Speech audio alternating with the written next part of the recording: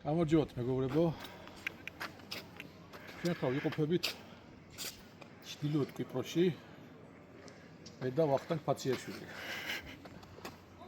ქალაქ ვაროშაში. ეს არის მკვდარი ქალაქი ვაროშა. ამას ეძახიან მეორენაირად ეძახიან ევროპის ჩერნობილს. თუმცა არანაირი კავშირი არ აქვს რადიაციასთან და ატომურ კატასტროფასთან. აქ განვითარდა პოლიტიკურად დრამატული მოვლენები.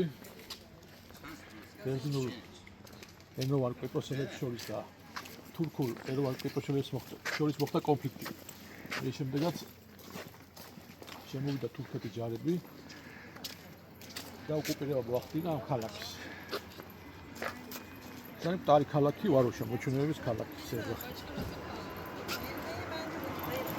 ამის შემდეგ ბერძნულ ენოვანი მოსახლეობა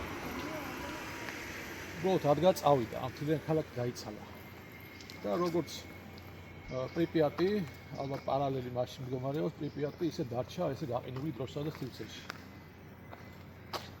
გაეროს წესდებით, გაეროს მიიღო რეზოლუცია, ის შემდეგაც თურქებსაც აეგზავნათ აქ ცხოვრება. ამიტომ ეს ქალაქი დააშა ცარიელი მხოლოდ ტურისტებისთვის.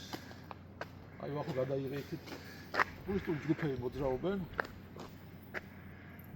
სავსეა ტურისტული ჯგუფებით. Okay.